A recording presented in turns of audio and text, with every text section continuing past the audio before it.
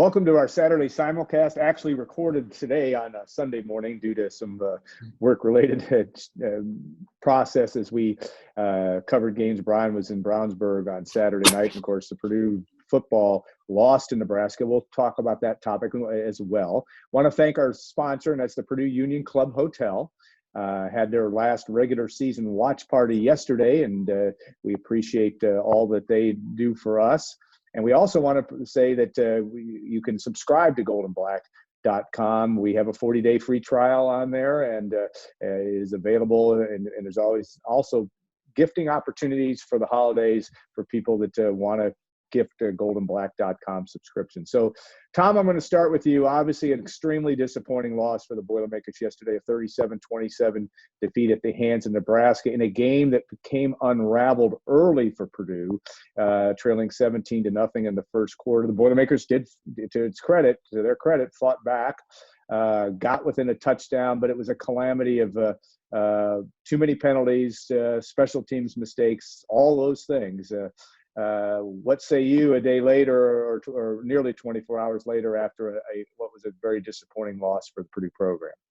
Yeah, sort of like Coach Brom said after the game, the team seemingly can never get all three phases of the game clicking simultaneously: offense, defense, special teams. And yesterday, guys, it was sort of more of the same from a special team standpoint in particular. I know the defense had its issues, but guys, still, it's just so confounding to see these special teams there continue to crop up. Back-breaking mistakes. Go back to Minnesota, the 27-yard field goal block, and you push a 33-yarder wide, you lose by 3 points. Rutgers game, you give up a 100-yard kickoff return for a touchdown, you lose by 7 points. And, of course, yesterday, guys, right out of the gate, first possession of the game, it's bad enough your offense sputtered. You drop back to punt, and it gets blocked. Ball's at the 1-yard line. Nebraska scores. Alan, you talked about the 17-0 hole right away. That game really had almost a finality to it that early in some ways. So, like I said, you like to think a team would show progress and improvement and get better as the season goes along. But, guys, I think we all can agree, right? It's been a regression almost steadily each week. I'll be honest, that Iowa game 24-20 at home, I think we all were filled with a lot of enthusiasm and had promise for this team this year. And it's been a slow descent ever since then, to the point, guys, where you wonder, will Purdue win another game this year? Yeah, and obviously Purdue will face its rival in Indiana fresh off an impressive, I would say extremely impressive win with a backup quarterback at Wisconsin, and with all the momentum. But Brian, also, the thing it's been troubling is, so you do work yourself back into the game yesterday. David Bell, the 89-yard touchdown reception, and you get a chance to get off the field, and then a calamitous penalty called, 126 yards in penalties, the most, I think, in the 21st century for a Purdue team. Is this just, again, just bad luck at the wrong time, discipline issues? All the above? Well, it's all of the above. And, to be honest with you, all last week, Jeff Brom made a lot of comments about his team's confidence level and his team's, not sure what word I'd put on it, but almost it's the fear on his part that his team almost expected bad things to happen. And then when you come out and you have your opening punt blocked and then give up a touchdown one play later, it's you kind of wondered right then and there, was this game over? Just because of how Purdue has responded to such things so far this season. But yeah, Purdue did work its way back into the game. As I said, during the game yesterday, was if anybody can lose this game at this point, it's Nebraska, because this is also the kind of stuff that happens to Nebraska all the time. And when David Bell scores that 89-yard touchdown, or however long it was, that was Nebraska football in a nutshell. You have a game won and you give up a big play like that, and all of a sudden it's a brand new ball game. But then you get to that point where, again, it comes down to the defense, which just cannot stop anybody. And then, when you're not winning, when you're not having success, you worry about some of the little stuff kind of coming unglued. And the discipline part of it was obviously something that was a big problem yesterday for Purdue. And that's the sort of thing where when guys are losing, do they get a little bit casual with their discipline? And, there were some really costly penalties. I don't know how many personal fouls and unsportsmanlike conduct penalties Purdue had yesterday, but I think it was at least 3. I think they were, I think they got baited by Nebraska a couple times. Nebraska was pretty chippy and pretty mouthy and, all that stuff. But that's the kind of thing where you just wonder, are things completely going off the rails, is when you see guys losing their cool, and if they had their cool in the first place. But just not a pretty picture for Purdue yesterday in all sorts of phases. The special teams and defense are a mess right now. But when you see a team just kind of losing its cool the way Purdue lost its cool too, that's kind of what cost them a chance to, really, really, make Nebraska sweat at the end. If it's not for that, personal foul on 2nd and 21, whatever it is, who knows what happens. Purdue might have gotten off the field there. Purdue defense's track record in such situations is not a positive one, but that penalty obviously was crucial. That was a crazy drive because penalties were Purdue's worst enemy and best friend. Yeah. Very strange deal. It was a strange game, Tom. I mean, in terms of just, you feel like you're completely out of the game, and then you do have the opportunity to get back in it. Offensively, Jack Plummer played threw the ball better as the game went on, it seemed. Couldn't run the football consistently, though you had your longest run. I think it was the longest run, or a long play called back from that standpoint. But it just seemed bizarre. You never felt like, and yet statistically, and this is where it's interesting with the defense, and I'm not crediting that Purdue's defense is doing a great job, but they did hold Nebraska. I think they outgained them or held them to 364 yards. I don't know. I mean, it's just one of those things. Where do you start here, and what do you do if you're to try to move forward to play your rival next week, Tom? Where Indiana has everything going in a positive direction. Had a huge road win with a backup quarterback yesterday. What do you try to do to get this fixed? Yeah, you got to hope, I guess, the small class of seniors you have, Alan, can keep these troops rallied and focused. And maybe the specter and excitement of playing your rival for the old Oakham bucket, a chance maybe to rain on IU's season, maybe that could be some motivation for Purdue next week in Bloomington. You talked about the run game, Alan, 17 carries for -2 yards. I know there were 3 sacks for -21 yards that knocked that number down. But, going back, watching the game and listening to Coach Brom, there was really, I don't think there was ever any plan to make the run game a real priority on Saturday. I don't know why. This was a Nebraska defense, guys, that came into Saturday 12th in the Big Ten against the run. Purdue was coming off its best rushing effort of the season last week against Rutgers. Xander Horvath, to me, is a tremendous threat. I mean, I don't know why you wouldn't want to get him the ball as often as you could, but long story short, again, guys, no running game. Jack Plummer, I thought, played well enough to win. But one other point on offense, all year, guys, I know we had the 89-yard TD catch yesterday for David Bell. Two Nebraska guys ran into each other. I'm not going to take away Bell's touchdown, but I guess my point is there's really been a lack of big plays all year. That was Purdue's first play over 50 yards all season, right? And Rondale Moore, I guess I expect big plays out of him. Maybe I'm asking too much, but once again, guys, 13 catches yesterday, 78 yards, 6 yards a catch, 1 carry for 7 yards. Really hasn't been his same explosive self, if you want my honest opinion. Maybe he's not totally healthy. I don't know. But again, I said before we got on camera how excited we were about having David Bell and Rondale Moore together. We're finally going to get them for an extended stretch together. And Purdue hasn't won since Moore's been back, and the offense continues to lack the ability to get big plays. And we all know Jeff Blum says you got to get those chunk plays, and they're not happening, guys. So plenty of blame for everybody, the offense included, I think. Brian and Jeff Brom in the postgame did, after we finally got the audio, and there were some technical issues with that, but did finally list the opt-out guys, the list of guys. That may be a function of 2020 world. I don't know what necessarily to make of it.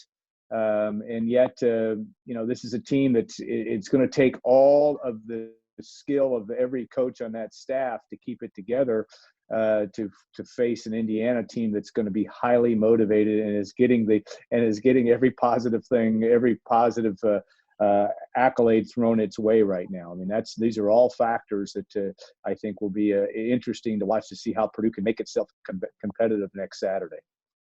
Yeah, I mean, to the topic of the opt-outs, I know it's probably not a great look for Purdue. I'd like to know if this is happening elsewhere. If this is something that happens at other schools, yeah, then that tells us that this is 2020 and these guys are legitimately concerned about, about the way the season has gone, about COVID, all of that stuff. But if this is just a Purdue issue, kids are kids, and if kids are, I wrote last night, if kids are engaged in their programs, if they're enjoying their teammates, if they're enjoying their work environment, they're going to want to play football, and if they feel safe, and that's obviously the most important part of this here. But it doesn't look good in terms of what might be going on behind the scenes with Purdue that would have aligned itself with this downward turn in their season, this season ruining stretch of 4 games here. But again, I would like to know if this is happening at other places, because that would tell us if this is just the way kids right now are thinking all across the country. I don't know, but it obviously doesn't look great. So that. Yeah, and I think it's a good point, and certainly something that you have to you look at the way that Jeff Brom does business, and he's known as a player's coach, known as a guy that can breathe enthusiasm and fire into his program. And Tom, you're going to need all of that next week against Indiana. Indiana not only is good, but again, as we said, maybe for the 3rd time already on the Simulcast, they're motivated. It's a chance for the Hoosiers maybe to get themselves. If Ohio State doesn't play, then yeah, that's another thing. But certainly to a New Year's Day, if there is a New Year's Day bowl, to a high-level bowl for itself, if it can get the job done against Purdue. Yeah, tough game, like you said, Alan. Purdue lost the bucket last year, of course, and we've talked about a lot of the issues that need to be cleaned up. Pretty much, most every major part of the team this year. And, a little disconcerting. I mean, I asked Jeff Brom last week if he was more involved with the preparation of the special teams and defense, and he said he was. He was in on the meetings and very more involved than usual. And the results certainly didn't reflect, I guess, to me, any more input. And here we are. I'll come back to the defense too, guys. Turnovers, the lack of takeaways, right? It's been 14 quarters now since Purdue's had a takeaway. You got to go to the 2nd quarter of the Northwestern game to find the last time Purdue had a takeaway. That's 3 full games and a half. We did get 1 sack yesterday, so we've had 2 sacks in the last 4 games. So, Alan, you talked about the stats. If you do look at the overall general stats, the defense, they don't look horrible. But again, it's those lack of takeaways, the lack of sacks, and still the struggles on 3rd downs to get off the field. And how about just making a big play at a timely point in the game? We were talking about when it was a 7-point ball game. Nebraska had the ball. Purdue could have gotten it back with a stop, maybe kick a field goal to get a little bit closer or score that touchdown. What happens? They let Nebraska go right down the field, kick a field goal to make it a 2-score game. So on and on it goes. And like I said, it's going to be an interesting week and an interesting ball game Saturday down in Bloomington. All right, we'll now change the subject to a challenging one as well. Purdue men's basketball Friday night did a lot to get a win, but they also didn't, at least in my view, certainly clearly struggled in the first half against a team that it should have beaten maybe more easily. What did you learn, Brian? You've written a lot about it, but as Purdue heads into a game this week at Miami on Tuesday, I think at 5:00, and then of course Indiana State on Saturday. Just a sign of another young basketball team in terms of just growing pains, or is this some other? And again, obviously Purdue's playing without 2 of its best players too. But all these things said, how do you look at that 36 hours later? Yeah, hey, let me make one last point about football here real quick before I talk about basketball. It feels like this has sort of come full circle. Like when Jeff Brom got the job, Purdue had more success than it was supposed to in those first 2 years because Jeff Brom convinced a team that wasn't used to winning that it could win, convinced it to give supreme effort.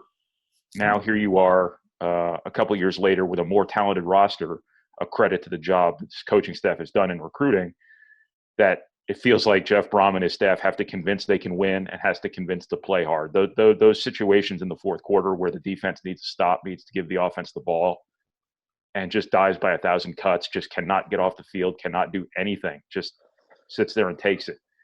That's where, somebody has to do something to change Purdue's reality. It's just not happening. Purdue that defense just has no ability to rise to the occasion.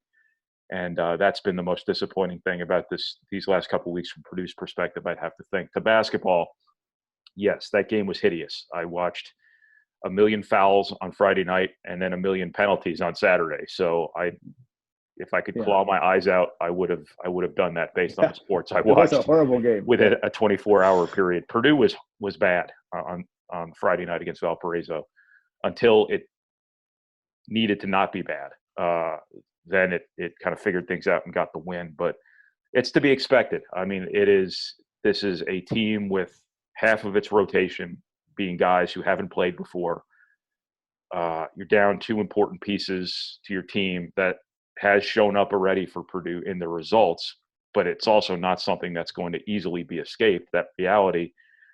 But it just stands to reason that this is going to be an up and down season for Purdue. They just have so much newness to them. And you saw that, Brandon Newman struggled, but Zach Edey from one half to another was a completely different player. I'm not sure how, necessarily a 7'4" guy, 6 inches from the rim can miss the way he missed in the first half. It kind of defied physics. But that's just the inconsistency of youth. And I could have told you on day one, I'm sure I did, that there are going to be nights like that. And, the first couple of games for Purdue, aside from the Clemson game, which I chalk up almost entirely to the limitations of Purdue's roster in the backcourt, Purdue had been pretty stable. They had shot the ball pretty well. They had been generally pretty solid. And then Friday night happened. And the telltale now is, what do they take from it? What do they learn from it? You've seen Purdue over the years before lose games like that, but then get better because of it. That stretch years ago of a couple straight losses, North Florida, Wofford, and whoever the other one was, changed Purdue's season. Whatever they took from that changed their season. So it's always good when you learn those lessons and don't have to lose because of it. But the most important part of it is what you do with it from there. And if Purdue grows up a little bit because of this, if Purdue, some of the young guys understand that I might not have done this on Friday night that I did prior, Purdue might be better off because of it. But I kind of chalk it up to just the expected inconsistencies of youth and newness. Yeah, interesting point. And it will be an interesting, we're all in the world of sports, and the three of us have watched it for a long time. And if you can somehow enjoy or be interested in the ebbs and flows, it's going to be interesting to see what happens to Purdue football this week. I mean, and see if it can bounce back. And when no one thinks it can, that's clear. And then obviously with basketball, it's going to be one of those seasons where ups and downs will be part of the show. So guys, any parting shots, Tom and Brian, and then we'll wrap this up. Anything for this week that obviously it's going to be it's bucket week. It's the second week of December. Christmas is 19 days away, and we still have 2 football games to play. Remember 1989, Alan. I'll just leave you with that. Okay. If you're a Purdue fan, stick by that one, Indiana. That, of course, Tom's talking about the 15-14 win 31 years ago. Anthony Thompson had the Heisman Trophy in hand. Purdue holds them under – a bad Purdue team holds them under – this team's much better than that team was, in all honesty. And Indiana doesn't get to go to its bowl game, and Thompson doesn't win the championship. So, yeah, good point. And that'll be interesting. Brian, what say you? Yeah, go ahead. What else? Anything else that you want to add to this brilliant Zoom and or podcast? You talked about how no one thinks Purdue can win. The important part is just, does Purdue think it can win? Yeah, exactly. Is Purdue emotionally scarred from these 4 weeks? Do they even have it in them at this point? Are they just kind of counting down the days here to get this crazy season over with? I don't know. We might find out next weekend. This could go a lot of different ways. I could see Purdue putting up a hell of a fight. I could also see Purdue, based on what happened yesterday, I could see Purdue, maybe not putting up so much of a fight. Things don't seem right. I think we can all agree on that. It just, a lot of what Jeff Brom said last week seemed very coded. He was talking about his anecdote about Steve Young and understanding that when the coaches make a call, it's up to the players to execute it or to figure it out, as he put it. He talked about his team's confidence level. He talked about getting more involved in defense and special teams. And when the head coach says, I'm going to be more involved in these other parts of our team this week, that is a positive thing 0% of the time, historically. It just seems like things are not right. Things are not in a good place right now. Behind the scenes, I think you're seeing an effort level, especially on defense, that has waned over the course of the past month or so, which doesn't reflect well on, the environment and practice probably. Purdue's just got to figure it out. As you said, no one thinks Purdue can win, but the most important part of it is, does Purdue think it can win, and how bad does Purdue want to win? The last thing, guys, the inability to deal with adversity, too. Coach Brom talked about that. In life, you're always going to get punched in the nose. It happens in football games, it happens in your job, whatever. How do you deal with adversity? It's not what happens to you that defines you. It's how you respond to what happens to you that defines you. And Purdue has shown an inability to deal well with adversity. I was talking about that yesterday with a couple of people. Ever since Nevada last year, ever since that game, that there's been this, I don't even know how to put it, but it's felt like things changed after that game. You look at the second half at Illinois, it reminded you very much of that Nevada game. Yeah. You look at the Minnesota game where you could have won that game. You don't get, obviously, a bad call by an official beats you the same way the interception by Kenneth Major, ended up beating you out in Reno. It feels like if there's a confidence issue with Purdue, if there's a deep-rooted expectation that bad things are going to happen at important times, that might be kind of the scar tissue that's causing it here.